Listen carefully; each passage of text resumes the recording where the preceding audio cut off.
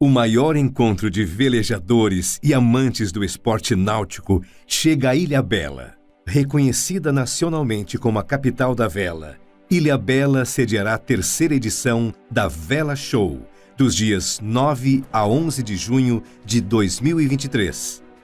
Empresas, escolas e associações de todo o Brasil vão apresentar o que há de melhor em tecnologia, com a exposição de produtos, serviços e workshops. Além de palestras com renomados velejadores, a Regata Vela Show, com classes diversas, aproximará a comunidade ao ambiente de esporte, de forma saudável e familiar. Vela Show. Os bons ventos te trazem aqui. Boa noite, pessoal.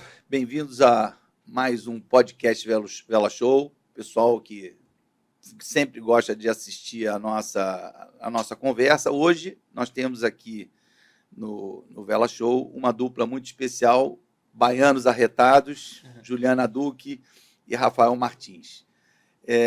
Sejam muito bem-vindos aqui ao podcast. Hoje a gente vai trocar muitas ideias. Eu, que sou um velejador antigo, não conhecia a história de vocês, então, assim, acho que é uma oportunidade bem bacana para todo mundo que está assistindo o podcast entender que não só São Paulo, Rio, Porto Alegre, a gente também tem velejadores de ponta mais ao norte. Boa noite, pessoal, tudo bem? Boa noite, tudo bem. Antes da gente começar a nossa apresentação, eu vou fazer uma chamada da vinheta. Produção, puxa a vinheta do nosso patrocinador aí, Luderit Sailing, que faz passeios, faz treinamento náutico. Por favor, produção, puxa a vinheta da Luderit Sailing.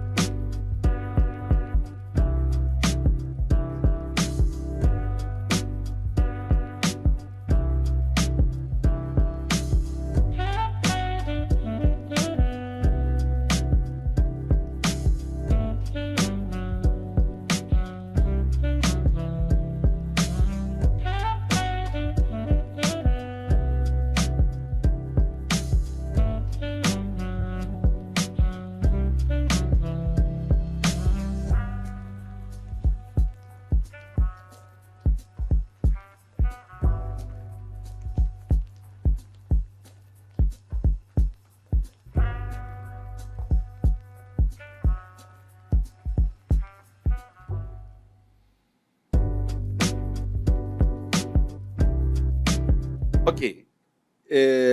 Vamos começar aqui pedindo aos nossos ouvintes para se inscreverem no canal e, se gostarem, gostei ou não gostei. Boa noite, pessoal, tudo bem? Juliana, queria que você falasse um pouco como é que você começou nesse mundo da vela. Quantos anos você tem, Juliana? Eu tenho 27 anos. Eu sempre fiz esporte, na verdade, desde que eu nasci. Minha família sempre incentivou muito o esporte.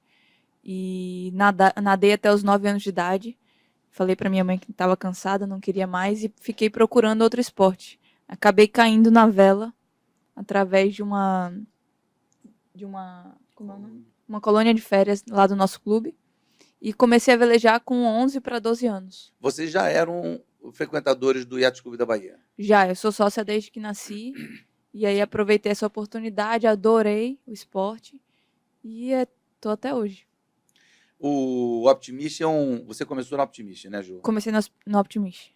O Rafael também começou no Optimist? Não, boa noite, pessoal.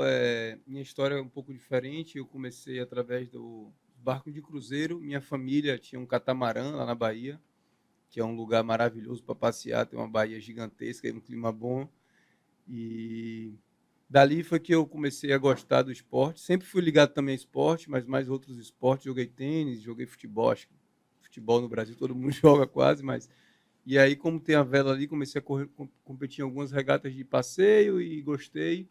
E fui me aprimorando, vamos dizer assim. Logo depois entrei para sócio atleta do iate, Clube da Bahia, que é o clube que apoia a gente, que a gente veleja e se conheceu. Entendi. Isso foi em que ano? Que a gente se conheceu? 2012. Na verdade, eu já velejava, né? E já era fã de Ju. Eu velejava de snipe, ela ainda de Optimist. E eu via os resultados dela, via ali ela velejando super bem. E aí, quando ela saiu do Optimist e foi pro snipe, já um pouco mais velha, tinha que ser, a gente começou a fazer uma amizade. E da amizade a gente se apaixonou e acabou que a gente tá junto. Nós somos casados hoje em dia. Nesse início, eu queria falar um pouquinho, então, porque você velejou quantos anos de Optimist, Juliana? Velejei 3 anos, 2 brasileiros. 2 brasileiros. E o teu crescimento me parece que foi bem vertiginoso, bem com bastante gradiente, né? Eu sempre fui muito competitiva, então quando eu entrei na vela eu já sabia que estava um pouco atrasada por conta da idade, né? Já tinha quase 12 anos. Então eu já treinava bastante. Corri meu primeiro brasileiro, que foi em Niterói. Fiquei em 84. E aí treinei bastante para o segundo, que foi lá na Bahia, e fiquei em 9º. Aliás, eu acho interessante esse ponto da vela, né? Que é uma das coisas que a gente vê as pessoas falando. Eu acho que o iatismo ensina a gente a ganhar e ensina a gente a perder, né? A gente perde mais do que ganha, infelizmente. Mas isso é muito bom. Isso é muito bom porque a gente fica perseverante. Aprende a lutar, resiliente, né? Fica resiliente. Aliás, é um ótimo... Eu adoro essa descrição que o brasileiro não desiste nunca, né? E eu me enquadro muito também dentro dessa frase. Me diz uma coisa, o Rafael, você então começou a velejar de snipe e a Bahia e o Yacht Clube da Bahia tem um ótimo nível de vela, né? O clube sempre apoiou muito, né, a vela, e muitos bons velejadores saíram dali, Matheus Tavares, Mário Urban, Felipe Cunha, Marco Oliveira, várias pessoas boas já tinham velejado, numa geração antiga. Acho que mais antigo ainda tinha Fileto, né? Tinham alguns outros velejadores bons. Então, no Norte e Nordeste, acho que a gente sempre se destacou lá no clube. E eu comecei a velejar de snipe ali, já tinha um pessoal bom velejando. E como é que foi, assim, então, essa junção? Em que momento que vocês entenderam que vocês iam fazer uma boa dupla? Como é que foi essa... Então, foi só por causa do namoro? Não. Foi uma questão de objetivo de vida. Eu sempre tive como objetivo ser atleta, ser velejadora profissional. E Rafa, nessa época, ainda trabalhava com futebol, mas não era muito feliz. Rafael, explica para mim que eu ouvi dizer que você era empresário de jogador de futebol, Rafael. Explica isso, cara. Eu sou formado em administração de empresas, mas meu pai sempre foi ligado ao Vitória, ao Esporte Clube Vitória lá na Bahia. E ele era diretor do Vitória, diretor de divisão de base, e saiu para se tornar empresário de jogador de futebol. Eu lá com meus 17, 18 anos, apaixonado pelo futebol também, como todo brasileiro praticamente, comecei a conviver muito com meu pai, fazendo tanto na diretoria como acompanhando Vitória em viagens, e naturalmente eu fui me tornando muito amigo de atletas, convivendo no meio, vendo meu pai trabalhar, e dali saiu que eu me tornei empresário de jogador de futebol.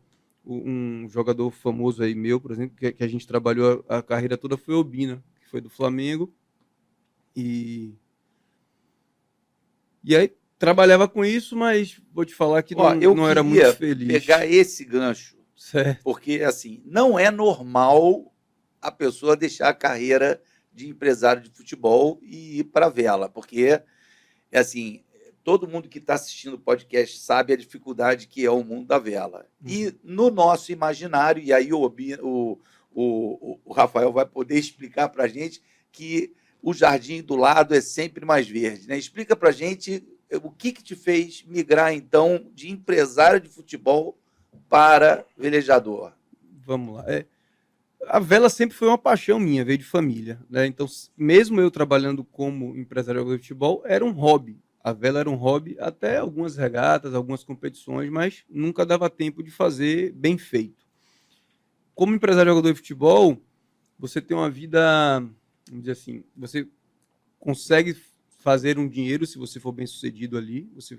É uma coisa que movimenta bastante dinheiro, então quando você acerta um jogador, você consegue fazer muito dinheiro, mas é uma vida diferente da vida de atleta. É uma vida que você perde muita noite, é uma vida meio desregrada, é uma vida de muito restaurante, e com outros tipos de preocupações, com outros tipos de estresse, né? Você vive muito a vida do teu empresariado, né? Dos nossos clientes, exatamente. E não era uma coisa que, assim, eu vou te falar, eu gostava de fazer, era uma coisa que era lucrativa, mas não era uma coisa que me satisfazia plenamente. Então eu vou pegar esse teu gancho aí e eu, assim, porque a comparação dos dois esportes, né? Certo. Eu vou pegar o futebol e eu vou pegar o iatismo. E o que para mim, e aí eu quero a opinião de vocês em relação a isso, tá?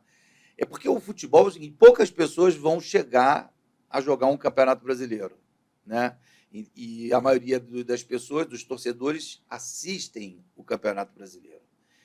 E pelo que a gente já conversou aqui, eu acho que vocês já correram uns 10, 15 brasileiros, se somar tudo. Sim. Então, assim, a máxima que eu adoro falar é o seguinte, é que o esporte do futebol é um esporte de assistência, é para assistir na televisão. E o esporte da vela é um esporte de participação, porque não dá emoção assistir ele filmado, assistindo. Você vê um lance ou outro. Eu queria que vocês falassem se vocês concordam com essa minha colocação. Que o esporte da vela é um esporte de participação. Eu concordo. Até porque também, assim, para você participar de um brasileiro, você vai treinar ali, você vai comprar seu barco e você vai participar. Agora, para você jogar num clube, ninguém vai deixar. Ninguém vai deixar. Um funil é absurdo para você chegar ali e conseguir vencer aquele funil. Eu adorei o que o Rafael falou. E então vamos colocar o seguinte, ó. Na primeira regata, você compra o teu barco, se inscreve no campeonato. Na primeira regata, vocês vão estar disputando ali a linha de largada com a Juliana e com o Rafael. Isso não existe em outro esporte. Não é verdade? É verdade. Então, a vela é um esporte sensacional. E inclusive, né, a gente compete brasileiros aí com, até hoje, como você estava comentando que você foi um atleta, você chega hoje, pega um barco, vai competir e vai ganhar a regata da gente em algum momento. Porque no campeonato tem 10 regatas, sem desmerecer o seu, mas tem a parte eu já fui, do físico. Menos.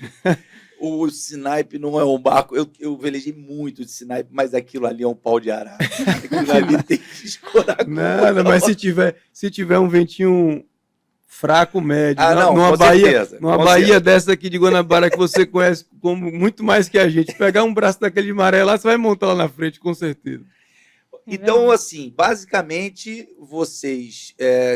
o Rafael veio de uma vela mais recreacional, a Juliana já nasceu numa vela de alto rendimento, vocês se conheceram e começaram a competir de sniper. Não, então, a gente começou a competir junto porque meu proeiro, ele era engenheiro e a proeira dele era dentista, então não tinha tempo para estar treinando tanto. E a gente se juntou, na verdade, por isso. Se é para ser atleta profissional, né? Eu era timoneiro e ele era timoneiro do outro barco. Entendi. E se é para fazer bem feito, tem que treinar. E a única forma de treinar seria a gente se juntando. Ó, eu vou tocar num ponto delicado. Você sabe que eu dou treinamento náutico, né? Uhum. E normalmente eu recebo casais nos meus treinamentos. E uma das coisas que eu falo é que lugar de mulher é no leme. Por quê? Porque tem certas tarefas que são muito duras para uma assim, tirando o Optimist, que eu acho que é a única classe que nivela a questão do biotipo. Você vê que tem menina que ganha campeonato mundial de Optimist, mas quando começa a sair do Optimist, entra nas classes de juventude, o biotipo começa a falar mais alto. Assim, qual foi o motivo que a Juliana foi para o leme e o Rafael foi para a proa? Não tinha esse motivo. A gente até começou ao contrário, na verdade. Ele começou no leme e eu comecei na proa. E a ideia era fazer um ano de cada. Mas aí começou... Peraí, rapidinho, a gente ganhou o primeiro sul-americano, o primeiro campeonato que a gente ganhou, eu era timoneiro e ela era proeira. Só que quando a gente trocou, os resultados foram melhores e, paralelo a isso, o Pan-Americano virou misto de snipe. Então a gente tinha que parar de trocar para focar em uma configuração e fazer essa configuração ser a melhor possível. E como você de fato é melhor que ele esteja na proa, por ser mais alto, mais forte. Você escorar, consegue se dedicar mais ali ao equilíbrio do barco. Isso. Ele é vento muito forte mais faz muita alto, muito diferença. mais Não, pesado e assim, que eu sei que vocês hoje também estão velejando de quase 70. E essa opção, É na melhor. minha É a melhor. opinião, é a melhor. Com certeza. Sem Juliana está dúvida. pesando quanto? 62. Ótimo peso para timoneira de quase 70. E o Rafael está Eu, que altura? 78, 80. Eu tenho 1,84 Pô, e vocês peso estão com 78, 80. biotipo... É. Vocês nasceram para ficar juntos. Na verdade, eu queria perder um pouco mais de peso para ele poder ganhar e ter mais peso ainda na proa. Mas não tá fácil, não. Então, assim, só para dar uma pincelada de Snipe, e Optimist eu sei que os teus resultados já, mas de Snipe eu sei que vocês são top 5, né? Snipe a gente ganhou pela segunda vez o brasileiro de Snipe. A gente foi bicampeão brasileiro de Snipe, né? Foi a primeira vez que uma mulher... Geral. Foi a primeira vez que uma mulher foi campeã na classe Snipe de brasileiro. Primeira Né? vez que existe um troféu rotatório, né, na classe Snipe, que já tem 70 anos, não sei precisar dizer, mas tem uns 75 anos, e não tinha nenhum nome de... Nem na proa, nem no de leme. mulher lá, em nome Ju foi a primeira. Essa que botou em foi a vitória. primeira e a Aqui, segunda. ó, toca aqui. Parabéns, parabéns. Foi a primeira e a segunda vez. E no Mundial a gente foi bem também. Esse último Mundial a gente ficou em quinto geral. Foi O bem Mundial foi em Cascais. em Vento Cascais. pra caramba. Aquilo ali é terra do vento. Não, e muito mar também, né? Que época do ano que vocês vão? Verão lá, né? Foi agosto. Né? Foi agosto, né? Agosto. Que realmente é muito vento. Foi bem legal também. Bom, assim, eu acho que a gente tem que entrar um pouquinho, antes de a gente entrar na questão da vela olímpica, porque vocês hoje estão com um target pan-americano, né? Vocês estão se preparando para algumas eliminatórias agora, dia não é 31 agora é a seletiva do PAN. Quem ganhar vai representar o Brasil lá em Algarrobo, no Chile. Então, eu sei que a classe Snipe do Brasil, eu sempre comento isso, que eu acho a classe Snipe no Brasil e eu acho que a gente tem que dar o devido crédito do porquê que a classe Snipe é tão boa no Brasil. Eu queria fazer uma referência aqui ao Le Mans. Com certeza. Tá? Por quê?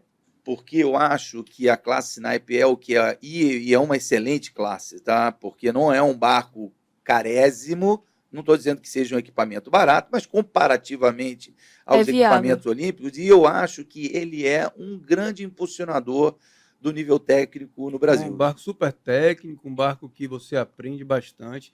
Inclusive lá no clube, nós lá na Bahia, nós somos formadores de opinião e uma das coisas que a gente sempre está batendo é que o jovem ele precisa velejar de laser, de 29, de 420, mas ele precisa, como segunda classe, velejar de Snipe. No Brasil, ele precisa velejar de Snipe. Por tudo isso que você falou. Por ter Le Mans, que é um apaixonado e viabiliza de toda forma qualquer um a velejar de Snipe. E por esse nível técnico, nós temos Bebum, nós temos Xande, nós temos inúmeros nomes. Precisa da quantidade para a gente evoluir, né? Ninguém evolui sozinho. É verdade. Hoje a classe Snipe junta quantos barcos num campeonato brasileiro? 70, 80 barcos. Que é um ótimo número, né? Aqui no Rio deve ter mais de 100. Aqui no Rio de Janeiro, já estamos pensando em 120 barcos aí, pelo menos aqui. Então, não, é incrível. E essa quantidade que faz todo mundo evoluir, se tornar melhor. E tem esses velejadores que Rafa falou. Eu sempre costumo, assim, eu acho que os núcleos de vela, o comentário que eu faço, o Brasil tem uma característica muito engraçada, né? Se você fizer um comparativo com o americano, né? O americano, ele é muito...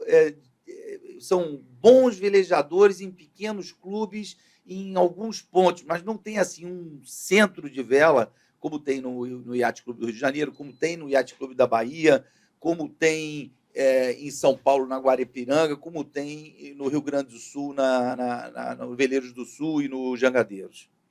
Então, assim, o Brasil é uma coisa que precisa ser estudada, né? Não que eu ache certo, tá? Porque eu penso muito com a cabeça do desenvolvimento da vela. E no caso de vocês aí, eu acho interessantíssimo ver a retrospectiva de vocês. Para mim, é uma satisfação ver uma dupla mista, baiana, arrebentando a boca do balão. Vou torcer por vocês na eliminatória. Bebum, que me desculpe, que eu tenho um relacionamento, fui treinador da dupla na Olimpíada, também trabalhei com ele no Snipe como técnico, Mas, assim, gosto muito do que eu estou ouvindo e admiro muito a dupla feminina aqui. Então é o seguinte, A galera. dupla feminina, não. Feminina lá ele. Dupla, Feminina lá lá ele. ele. Lá ele. Aí o baiano arretado, aí lá ele, ó. Desculpa, Rafael. A dupla mista. Mista. Vocês só tem esse compromisso, é o último compromisso de vocês agora no. Não. Depois dessa seletiva, Não, são dois seletivas ou um campeonato? Não, é um só? é só um campeonato. campeonato Um que campeonato. define. E aí o Pan-Americano vai ser aonde? Em Algarrobo, no Chile. Algarroba, no Chile. É. Já velejaram lá? A gente velejou no campeonato que a gente acabou classificando o Brasil, que foi o Hemisfério. Que tal Em a março. condição lá? Sinceramente, as as duas vezes que a gente foi pra lá não foi muito bom, não. É A muito gente pouco correu um campeonato vento. inteiro com 5 nós de vento. Não foi A tua preocupação com o peso é por causa do snipe ou por causa do 470? do 470. Pro snipe a gente tá bem. Eu acho que 2 quilos pra lá ou pra cá não muda muito. Mas no 470 E você acha que você é que tem que fazer o sacrifício de perder o peso?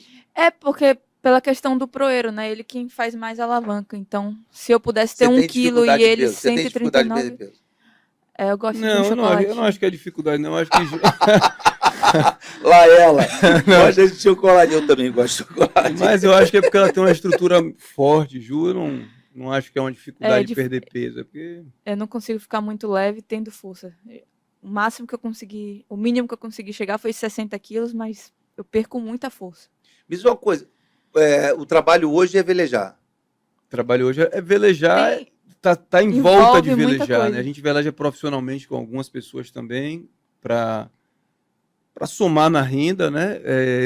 Nós somos representantes no Norte e Nordeste da Veleria Norte Seios, que também representa a Harken e a BIG no Brasil, mas tá tudo girando em torno da vela, do Isso. esporte, né? Sim, e o treinamento de vocês hoje, assim, é claro que o objetivo agora é Pan-Americano, né? O objetivo mais próximo, É, curto prazo, mas o maior é a Olimpíada. Olimpíada De 470. de Paris. Isso. Isso, a gente tá treinando, na verdade, só de 470. Como falta uma semana pro campeonato de snipe, aí a gente tá no snipe, mas depois a gente volta. Volta para o 470, e então a dedicação maior é em cima do 470. É 90% 470.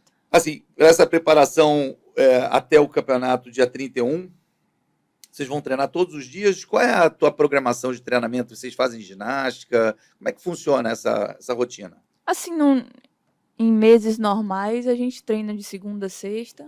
Quando tem campeonato, corre sábado, domingo, descansa na sexta. Quando não tem, descansa fim de semana. Entendi. É ótimo. E academia é de segunda a sexta. Ótimo, ótimo. Uma boa rotina. Uma boa rotina.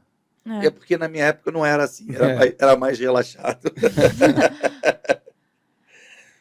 É o nosso trabalho, né, Guruga? Então, assim, A gente faz como um trabalho normal, na verdade. todo mundo trabalha pelo menos de segunda a sexta, né? E às vezes sábado de Mas manhã, então.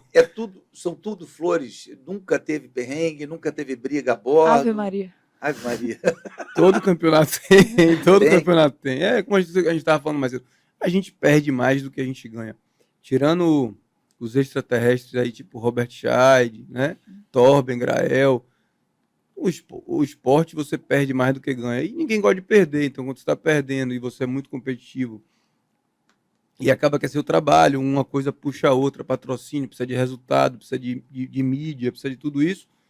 Acaba que a gente se chateia, acaba que a gente fica frustrado algumas vezes. E aí vem a chateação e vem a psicóloga, que o nosso clube também, o IAT, disponibiliza pra gente. Tem muito do perrengue financeiro também, né? Não, porque, assim, é mais do que simplesmente um relacionamento de regata, né? Porque a psicóloga entra por dentro do casamento. Literalmente, a gente fica 24 horas junto no dia. A gente não tá separado hora nenhuma. Isso é uma das coisas engraçadas, né? Porque a pessoa pergunta, quantos anos você está casado?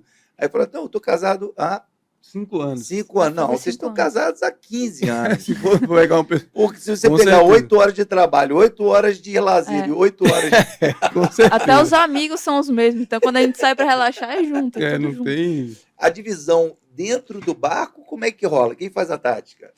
Depende no 470, né? Depende da intensidade do vento. Porque a partir de 16 nós, eu não enxergo mais nada, né? A água no rosto o tempo inteiro. Então, ele faz a tática. E abaixo disso, eu faço a tática porque ele tá sempre equilibrando, Claro, tá focado mais focado no... dentro do barco. Não, Então a faz gente todo vai sentido. vai E mudando. aí eu acho que tem um diferencial enorme o fato de vocês serem 2 timoneiros, né? Exatamente. Porque tem uma... Isso para mim, isso é um ponto de sucesso de vocês. Talvez se ele não tivesse sido timoneiro, taticamente não fizesse tão bem. É um E ponto de sucesso, mas é também um problema. Como tudo, né? Nem tudo Claro, são claro, só flores, claro. como você falou, mas tem várias vezes que a gente está velejando e ela toma uma atitude, toma uma decisão que de repente é contrária a mim. A que eu gostaria de ter tomado. Claro. Dá Porque tempo de conversar? no No snipe 470 dá, no não. 470 não. Então, é até uma coisa que a gente tá trabalhando. A gente às vezes quer conversar e passa o tempo de tomar a decisão, sabe? Só porque tá querendo discutir se tá certo ou errado, que é o que a gente faz no snipe. Mas no 470 não dá tempo. É assim, ó. E aí faz o quê? Camba. Ou Claro. no camba, toca. Esse é um Mais trabalho, assim, eu vou dizer que isso é o ponto mais importante do sucesso de vocês. A ser Vocês têm que explorado. trabalhar em cima disso, realmente. Exatamente. É isso aí. Porque... Agora, conta aqui uma fofoca, né? Qual foi o maior perrengue? Chegou a rolar uma coisa, um estresse maior? Não falo contigo, vou dormir no quarto do lado. Rolou uma quando a gente era concorrente. Numa montagem de boia, tava Ele no não deu leme ar. e ele também, eu pedi água na boia, ele foi se estressar Não, comigo, ela pediu virou. água sem ter direito. Ela pediu água sem ter direito. Já namorava e Aí achou que ele só começou, porque... Quem é água bom de o quê? regra? Quem é bom Virou. de regra aí? Acho que A gente- parecido. Até de match race, a gente fez match race contra também. A gente... Mas dessa vez eu fui pedir só água na boia, nada demais. Ele virou e ficou dizendo Vocês que a culpa fazem era um minha. trabalho didático de estudo de regra? Vocês fazem esse... Tem uma pessoa que ajuda muito a gente, que é Blue. Quando a gente tem alguma dúvida, a gente manda a situação pra ele. Mas a gente não tem uma rotina de estudar o livro de regra, não. Já fizemos muito. Na verdade, quanto mais, eu acho assim, quanto mais competições você faz, quanto mais situações você está vivendo, você está aprendendo Você evita bastante. mais as cagadas. Você vai, exatamente, você vai gerenciando o Porque risco, né? não dá bom resultado Não você dá. ir para a briga. Eu Não dá, concordo não plenamente. dá. Mas, Você consegue... mas era uma coisa importante pra gente fazer. Só que assim, as pessoas trabalham em média 8 horas por dia. A gente não veleja 8 horas. Mas quando a gente volta, a Exato. gente assiste vídeo, a gente programa nosso treino. A gente não tem técnica, então a gente programa o treino da semana. A gente compra prepara, passagem, compra a gente passagem. Então, assim, a gente o trabalha Airbnb. mais de 8 horas. Não é velejando. Não, falta estrutura de equipe, né? Falta dinheiro. Falta dinheiro. Galera, falta dinheiro. Falta dinheiro. Nós estamos com nós estamos com a medalha de ouro de 470 aqui na mesa. Atenção, patrocinadores. Olha a oportunidade que vocês têm aqui na frente. A gente está aqui mostrando um potencial, uma dupla muito especial, que tem, assim, na minha leitura, uma chance enorme. E nós estamos... A Olimpíada é 24. Falta um ano. Falta um ano, galera. Falta um ano. Vamos lá. Vamos botar o cheque aqui. Quanto falta? Quanto de dinheiro vocês precisariam para poder fazer uma campanha decente? Uma campanha olímpica decente feita no Brasil, a gente precisa ao redor de 901 milhão ano. Para você poder fazer, para você poder ter um técnico, para você poder passar os períodos de treinamento na Europa, que é uma coisa que a gente vê, 1 milhão é 1 milhão, mas se a gente dividir por 5, que é a moeda da Europa, que são os nossos concorrentes, ou os Estados Unidos, a gente tem 1/5 disso para fazer a campanha. E a campanha, ela é muito feita lá fora. A gente faz aqui uma manutenção, um polimento. Mas as competições que acontecem, que a gente precisa realmente estar participando, só acontecem na Europa. É justamente o que a gente estava falando de Le Mans, né? Aqui não tem quantidade. Quando a gente vai para lá, vai fazer um treininho, tem 40, 60 barcos. Entendi. Aqui tem 470 hoje, vocês estão velejando um campeonato brasileiro com 4 barcos. 4 barcos. 4 barcos. Realmente E muito espalhados, são 2 em Porto Alegre e 1 no Não, Rio. acaba virando uma regata que o cara dá uma arriscada para a direita. Não tem nada a ver com uma regata, na vida real. Vira assim, outro né? esporte. Então a né? gente nunca treina regata de flotilha, o ritmo de regata, uma largada. Então, se a gente pudesse, a gente, na verdade, passaria todos os dias do ano lá na Europa. E é isso, então a gente precisa disso. A gente está falando aqui, a gente tem um apoio forte do nosso clube, mas todo mundo sabe que o clube ele não tem o objetivo, o fim de fazer uma campanha olímpica. Então, na verdade, ele dá um apoio, né? Ele dá um apoio, é um grande apoio que faz com que a gente consiga fazer. Nós temos já algum patrocínio com lei de incentivo estadual, que é através do ICMS na Bahia, e nós temos aprovado um projeto de lei federal, que é em cima do imposto de renda, onde as grandes empresas ou as pessoas físicas elas podem deduzir do seu imposto de renda um valor para apoiar essa campanha, para apoiar esse projeto. Então, pessoal, aqui, ó, o projeto já está pronto, Está já aprovado, já está rodando, já conseguimos uma parte desse projeto. Com a Belov Engenharia, Com a que é Belov do Engenharia. velejador Aleixo Belov. Aleixo Belov, que é um Ó, a apaixonado. Belov Engenharia, uma pessoa referência no cenário do iatismo brasileiro, do Isso. iatismo de cruzeiro. Parabéns pela iniciativa, Belov. Mais um motivo para te admirar. É isso Quem aí. são os nossos outros patrocinadores? A CBC? A CBC, junto com o Yacht Clube da Bahia, a Petrobahia, que é uma empresa de distribuidora de combustíveis e tem postos de combustível na região norte e nordeste, e essa Petrobahia, que é através do governo do estado e programa Faz Atleta. Esses são os patrocinadores da gente. E o hoje em Bolsa dia. Atleta. Bolsa Atleta, Bolsa Vocês governo federal. Vocês já estão recebendo o Bolsa Atleta? A gente Já. recebe o Bolsa Atleta, sim. Hoje a gente recebe. Tá, então, assim, se a gente pegar... Falta um ano para a Olimpíada, vamos dizer assim. Então, Sim. falta R$1 milhão. Divide por 12. Pouquinho menos. Pouquinho menos, porque desse 1 milhão a gente já tem uma parte, vamos dizer assim, entendeu? Tá, não, mas Através assim, desses- o que eu gostaria de entender aqui, né? Porque eu estou aqui pedindo Falando apoio, com o nosso futuro patrocinador. falando para o futuro patrocinador o seguinte: o que vocês têm daqui pela frente para correr? Caramba, é muita coisa. É muita coisa? Tem bastante coisa. Do 470 a gente vai correr o Mundial, que acontece na Holanda agora em agosto e que também faz parte da classificatória olímpica. A gente vai fazer um período de treinamento em dezembro em Vila Moura. A gente tem um período de treinamento grande em Lanzarote em janeiro, de 15 dias para passar em Lanzarote, junto com a classe 470. Depois a gente vai ter Tem O o PAN, Mundi- né? Se tudo der certo. tem o Pan-Americano que é de snipe, mas Se a gente classificar. não é a classe Claro. olímpica, né? E Não, tem- nós não vamos perder muito tempo. Tempo. Nós vamos participar se for. Isso. É. Vamos participar. Vamos participar do PAN, que é em outubro no Chile. E Se tem- classificarmos, se classificarmos, vamos Tá. classificar. se Deus quiser, vamos ganhar. E vamos participar do segundo Mundial da classe 470, que são as duas classificatórias que faltam, que é em Palma, fevereiro, março de 2024. Então, deixa eu entender. Uma da ISAF e a outra da classe. Isso. E como é que compõe assim, a seletiva? São os dois? É pelo melhor resultado? É pela soma dos resultados? Não, é o melhor resultado, sendo que esse melhor resultado é o melhor brasileiro que tem que ficar entre os 16 Então, primeiros. primeiro para classificar o país. Quer classificar o país No World Sailing. na Odyssey, No primeiro Não da- classificando, a gente tem a chance de classificar no Sul-Americano, que é em dezembro, que em é Porto o Alegre. velho Brasil-Argentina. Bom e Sim, velho. mas aí vão ter 10 barcos. Isso. Isso. no máximo. Não. 5, 6 barcos. Isso. Vem alguém da Argentina? Vem. Tem 2 barcos. E aí é viajando da Brasil ou Argentina Argentina. Para conseguir a vaga. Aí conseguindo a vaga, quem for o melhor brasileiro entre os 16 primeiros. A Fernanda continua velejando? Tava no último Mundial, não sei se vai para esse próximo. Ouvi dizer que não vai, mas não sei. Pô, depois de 8 campanhas, né, negão? Tá bom, né? 2 filhos. É isso Não mesmo. que eu não que eu Não, esteja não, tirando, lógico. que eu acho ela uma Não, grande velejadora com certeza. e uma É. pessoa com muita experiência. Mas é Claro, uma claro. vida inteira, né? Mas é uma vida inteira. Isso. E aí, essa é a proposta de vocês? Ter filho? Não, continuar na campanha, ter filho?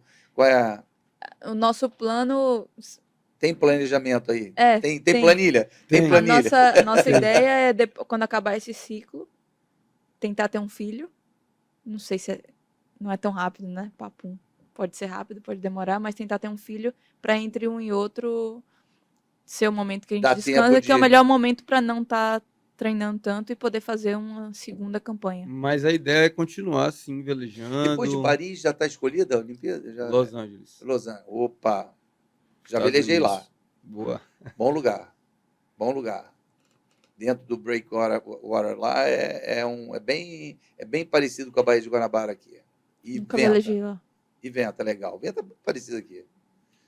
É um bom lugar de velejar. E uma campanha, é nossa, vamos dizer assim, a nossa primeira campanha, né, essa de Paris. Não estamos, por falta de recursos, fazendo da maneira correta. Deveria ter um técnico, né? A gente deveria ter os nossos concorrentes de fora conseguem fazer melhor que a gente, mas o nosso plano sim é continuar trabalhando nesse meio e tentando esse sonho aí, Olímpio. Quer dizer, enquanto der, enquanto tiver bambu, vamos fazer flecha. Vamos. Exatamente. Quando tiver bala no gatilho, a gente está atirando lá. Então, assim, e depois, assim, vamos voltar a ser empresário de jogador de futebol no futuro? Não. Chega, de futebol já deu. Quero continuar na vela, quero... Não, e, aliás, eu acho que a Bahia é um cenário maravilhoso para vários trabalhos, né? Exatamente. E eu acho que, assim, eu acho que a vela é um esporte muito longevo, né? Eu ia falar E isso. você pode ir migrando e trabalhar profissionalmente. E assim, espero muito e torço muito que venha uma medalha para vocês. E eu acho que esse é um grande divisor de água. Tá? Sim. Eu costumo, as pessoas no meu barco, eu vi lá no banheiro, porque eu deixo uma placa lá que eu ganhei do COB de participação nas 2 Olimpíadas, né? E aí eu falo, você é atleta olímpico, mas eu não conhecia você, eu nunca ganhei medalha. A gente aqui no Brasil só conhece quem ganha medalha. É triste isso, né? Se não ganhar medalha, você pode ficar em quarto, já não... É couro. É isso aí. A gente acabou que deu uma certa sorte no Pan-Americano por ter sido bronze. A gente foi para o último dia podendo ser ou bronze ou quarto lugar. E eu acho que se tivesse sido quarto, talvez a gente não tivesse conseguido alguns patrocínios e Entendi. uma visibilidade lá na Sorte Bahia. não, né? Não sou sorte. É. A gente velejou direitinho também na Medal Race lá e ganhou do cara. Mas tudo bem. Ficou muito longe da prata e do ouro? Não. Não, mas... Não, mas foi para o último dia sem possibilidade. o último Podia dia ser é medal prata, race, né? Podia ser prata na Medal Race. Vocês podiam chegar à prata? Podia. Mas a gente foi quase até. A gente tinha que ganhar Fica uma posição e o cara de ser prata. ser o último. De fato, o cara virou e a gente quase ganhou, mas não deu. Tinha que ter ganho. Tinha que ter ganho. A gente Foi foi segundo segundo. na regata. Bom, era pra o ser legal dessa situação é que só dependia de vocês, né? É. Porque o cara virou, então... Só que a gente estava brigando com o terceiro, então não conseguia fazer uma regata normal, era quase um match race. Pra Entendi. garantir o bronze. Pra garantir o bronze. Então ou a gente largava tudo e tentava o segundo. Eu diria que Era muito o arriscado. campeonato se ganha pela média, né? É. Então, assim, você ir nessa situação de ir para o último dia, que é uma regata que tem um peso diferente, que tem toda uma... É uma estratégia... Fica mais complicado. E aí você joga um pouquinho com a sorte. Não, a sorte foi muito boa para vocês, né? Foi. Só faltou ganhar a regata. A gente podia ter abandonado a possibilidade do terceiro para tentar ganhar, mas podia perder o terceiro também. Eu, assim, queria entrar porque eu acho que em termos de performance, vocês estão prontos, né? É uma dupla muito, muito preparada, assim, em termos assim. Agora falta só, eu diria que falta dinheiro, basicamente, para vocês poderem dar o polimento final e irem para um projeto ambicioso. Mas, assim, vamos pensar a nível de Brasil, porque, assim, a gente envelhece e a gente precisa ajudar as futuras gerações a serem futuras duplas, Sim. futuras Julianas e futuros Rafaéis, né? Com certeza. Como é que a gente faz para ajudar isso? Como é que a gente faz para melhorar o esporte no Brasil? Como é que a gente faz para melhorar a mentalidade marítima? Eu acho que a gente, eu ia falar mentalidade, eu acho que a gente tem que mudar a cultura do esporte da vela no Brasil. Eu acho que é um esporte, quando a gente mesmo acredita que é um esporte elitizado, que eu não acho, como você mesmo falou que seja, a gente já segrega. Né? Eu desenvolvo essa ideia. Assim, eu gostaria de saber por que você acha que o iatismo não é elitizado. Essa é uma visão porque você mora na Bahia, o Rafael, E eu moro no Rio de Janeiro. Então, eu tenho uma visão e respeito e quero ouvir a tua posição, que eu achei interessante. Eu acho que a gente precisa mudar a cultura porque existem projetos, a gente tem que ter mais projetos sociais em relação a isso. Porém, ainda assim, você consegue navegar, você consegue velejar colocando um barco. Não custa mais do que uma bicicleta. Tem muitas bicicletas que são muito mais caras do que barco. O acesso ao mar na Bahia é fácil? Não é tão fácil, mas está melhorando. Começa a melhorar. Me dá um exemplo de um processo de facilitação do acesso ao mar. Rampa pública. Vocês têm rampa pública lá? Tem duas, nós temos duas. O único problema é que muitas vezes o pescador toma conta daquela rampa. E aí Não abre espaço E para o aí não velejador. abre espaço para o velejador passar. Mas é uma coisa que tem que ser organizada e que não é tão difícil, não é uma coisa tão cara, não é uma coisa... Eu vou fazer Já uma tem. chamada aqui. Eu gostaria muito que um político, um vereador, ouvisse o que o Rafael acabou de falar. Falta rampa pública no Rio de Janeiro. E eu entendo a questão do pescador, Porque falta para ele também. porque falta para ele também. Exatamente. Então, assim, a questão é o seguinte: acesso ao mar hoje no Rio de Janeiro, o que nós temos? Os clubes. Niterói tem 5, 6 clubes. Aqui no Yacht Clube tem o Yacht Clube e o Guanabara. Uhum. A Marina da Glória E só. e Jardim Guanabara, que hoje em dia, infelizmente, é um clube que não está tão proeminente como já foi no passado. Então, o acesso ao mar no Rio de Janeiro, Difícil. ele é muito difícil. Uhum. Até porque é uma questão portuária muito forte. Você tem uma disputa da beira do cais com todo mundo. Eu fico muito chateado. Por exemplo, vocês ainda têm uma água de qualidade que é extremamente atrativo na Baía de Todos os Santos, né? A Baía de Guanabara, infelizmente, a gente ainda não tem uma água de qualidade. Melhorou. Assim, eu que velejo há muitos anos, já vi a Baía de Guanabara muito pior do que é hoje. Uhum. Assim, hoje a gente tem o lixo de superfície, a gente tem a água com dejetos sanitários, mas assim, já teve óleo. De eu voltar com a vela e o convés completamente repleto de óleo da lavagem dos tanques dos navios dentro da Baía de Guanabara. Então, eu entendo que já foi pior, mas assim, pode melhorar.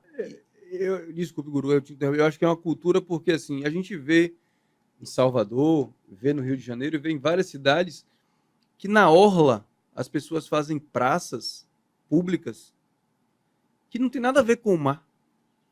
Que aquela mesma praça que é feita naquele local poderia ser feito dentro da cidade. Não está perto da orla, mas nada daquela praça pública... Vocês têm uma praça pública na beira d'água. Não, aqui tem. Aqui Aonde? tem vários. Não, a Praia do Flamengo tem ali.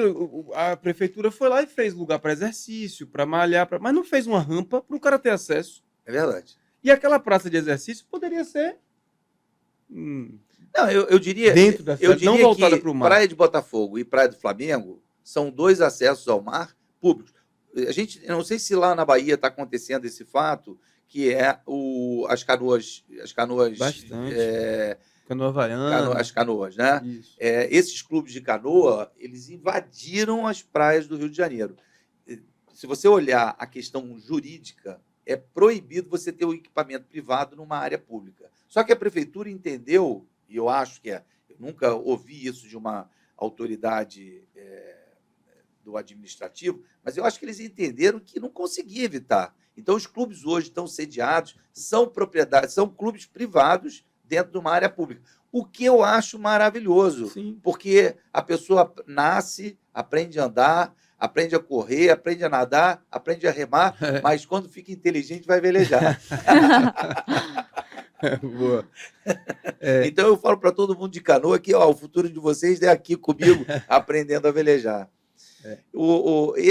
Essa questão do político na Bahia, como é que vocês, hein, Juliana, você acha que o político baiano é um cara esclarecido em termos de mentalidade marítima ou zero? Porque eu sei que a Bahia tem uma questão de uma isenção, tem algumas coisas que... Eu acho que... vamos lá. Para o que é o cenário brasileiro, eu acho que sim, tem uma cultura. Mas como eu falei, a gente tem uma Bahia maravilhosa. Tem mesmo. É o melhor lugar do mundo A gente tem que a gente já vento, velejou. médios, com água quente, para velejar de sunga o ano inteiro. Não tem frio. Então, eu acho que existe a cultura, mas poderia ser uma coisa muito mais bem explorada. Tanto o turismo náutico, como a questão do esporte, existe, mas poderia ser muito A maior. gente já foi para campeonatos na Argentina e na Itália que tá um frio. E você olha assim para fora, tem o quê? 300 barcos velejando Num dia de semana. E aí na Na Bahia, Bahia a não gente- tem 50 no final de semana, velejando, com a vela para cima. Não tem isso. Não, e não é só Eu tenho a mesma velejando. impressão aqui também. Aí não é só Não só velejando, é a velejando. cultura náutica. E aí, como é que muda isso? Aí é a pergunta do milhão, né? Essa é a pergunta do milhão. Eu não sei como é que muda, não tem uma fórmula exata, mas eu acho que Já estamos no lugar é a perfeito. gente olhar para o mar mais. É isso. A praça que você coloca na beira do mar não tem nada. A praça que o governo, que a prefeitura coloca ali, não tem nada voltado para você usar o mar. Aquela praça poderia ser em outro local, mas não tem uma rampa, não tem um apoio, como você falou, para botar um bote, para ter uma mangueira que você pode lavar o barco. Não sei, é mudar um pouco da cultura. A minha opinião sobre a questão dessa mudança desse paradigma, né? Eu entendo que o político precisa entender um pouco mais de náutica. Então, assim, o que eu acho que falta? Faltam políticos velejadores. Falta pessoas que façam, que proponham projetos para o desenvolvimento da mentalidade marítima. Que é claro que eu acho que começa também com o apoio das empresas para os esportistas, porque, sem dúvida nenhuma, eu acho que o cunho é o resultado. Infelizmente, a gente pensa em alto rendimento e assim, o retorno vem com a projeção, né? Quando você fala de mídia, por exemplo, esse projeto aqui do Vela Show, a gente está se propondo exatamente a expor vocês no vídeo, no áudio, para a gente poder trazer apoio para vocês. Isso é muito importante. Mas sem o político, sem um projeto, sem uma lei que faça realmente esse mecanismo funcionar no sentido de criar. A gente tem no Brasil uma condição muito maravilhosa, que é o clima. Aliás, eu entendo que é uma das razões para o Brasil ter tantos resultados positivos no iatismo. Acho que o clima é um diferencial. Hoje, eu entendo que o iatismo não é mais um esporte como foi praticado na minha época. Você velejava 2, 3 vezes por semana e ia correr o campeonato. Hoje em dia, como vocês mesmos falaram, a gente trabalha 6 e descansa 2. Pô, vocês são profissionais.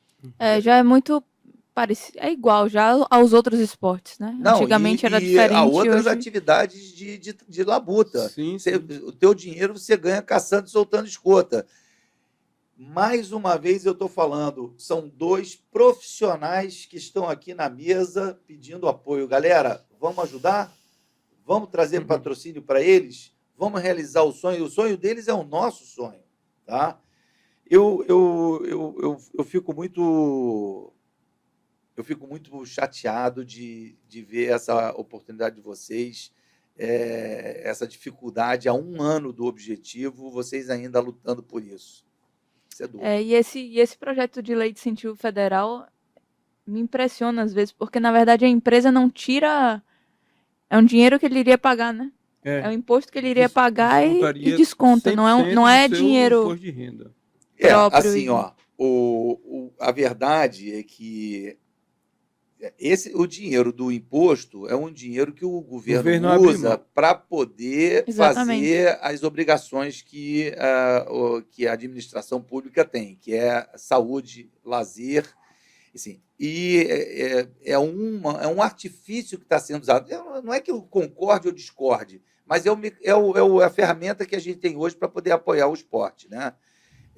Eu acho que você tem não precisa necessariamente a pessoa física hoje, na minha opinião, a melhor maneira de apoiar um projeto, como as mídias sociais estão mostrando, só que a gente precisa descobrir aonde que está esse veio de ouro, tá? Mas, sem dúvida nenhuma, a melhor maneira de fazer a captação é pelas mídias sociais. Sim. Eu entendo que o imposto de renda, mas assim, tem que ser uma empresa muito grande para poder. Não é qualquer empresa Não é. que vai conseguir fazer o 1% do lucro dele. Agora mudou 2%, até, é. são 2%. 2%. Tem que ser lucro real. Mas Então. ainda assim, você não investe, né? Você não tira dinheiro para Eu tô- isso e você tem É. sua imagem ligada a meio ambiente, Ma- esporte, Mas saúde. isso é o que é nossa cultura. A gente já vai. Mas existe o patrocínio direto, que tem o retorno, que Também. tem a marca dele associada a atleta. Né? Exatamente. Vocês têm. Qual é o trabalho de imagem que vocês estão fazendo hoje? Assim, nós temos. A gente trabalha o Instagram. Bom, eu vejo a dificuldade de vocês. Com certeza vocês não têm uma pessoa que faz as mídias sociais de vocês, né? A gente tem uma pessoa que faz a mídia social da gente. A gente trabalha no Instagram, está começando agora com o YouTube. Porém, assim, Estamos não fazendo um é site. difícil você conseguir Adesão. fazer tudo. Entendi. É difícil você ser atleta profissional, como a gente falou, treinar 2, 3 horas na água, mais 1 hora de academia, mais fisioterapia, Planejar viagem. planejar viagem. A gente brinca que Ju e Rafa é uma empresa, né? E nessa empresa, nós somos administradores, marketing, RH. A gente faz tudo, porque nós que contratamos a passagem, o Airbnb, ou que seja o hotel, o carro que aluga, a compra da vela. Mas a gente contratou uma pessoa Mas a para gente- rede social justamente por ter visto o quanto é importante Estamos tentando essa trabalhar parte isso de- realmente agora para. de mídia, né? De aparecer. Então vamos lá. Já que a gente está falando de mídia social, qual é a mídia social como é que o nosso público encontra a Juliana e o Rafael? A gente tem o Instagram, que é Vela Ju Rafa, e acabamos de criar uma conta no YouTube também, o mesmo nome, e estamos fazendo, mas ainda não está pronto, O um site da também, gente que é com esse nome. que tem contatos e E nossa filmes história, resultados, fotos. Tudo. Tem nossa história ali, nossos objetivos, Tem um o pouco da retorno nossa que a vida. gente pode dar para as empresas. Aí, pessoal, Vela Ju Rafa, ok? @ A gente- no Instagram, no YouTube E o site e o também, site também, www.com.br. velajurrafa.com.br. Vamos apoiar? O que vocês, assim, qual o pedido que vocês gostariam que as pessoas que estão ouvindo a gente, o que a gente pode fazer para ajudar essa campanha tão bonita? Eu acho que as pessoas precisam só abrir um pouquinho da mentalidade, da cabeça e acreditar no sonho, porque é como você falou, eu acho que o nosso sonho pode ser o sonho da empresa, a gente sonhar junto. É só abrir, a gente poder fazer uma reunião, conversar e a gente vai sonhar junto com certeza. Pessoal, eu estou aqui hoje com a Juliana Duque e o Rafael Martins. A gente está encerrando aqui o nosso podcast maravilhoso. Muito obrigado pela presença de Obrigado a vocês. vocês. Querem deixar uma mensagem final? Juliana quer falar alguma coisa para o público que está assistindo a gente? Quer fazer um pedido? Quer dar um tchau para a mamãe e para o papai? Acho que Rafa já passou uma mensagem legal do pedido. Só agradecer a todo mundo que está ouvindo, agradecer a vocês também. Achei bem legal o podcast de vocês. Que bom. Pessoal, eu queria fazer mais uma vez um pedido. Se inscrevam no canal, botem lá o gostei ou não gostei, tá?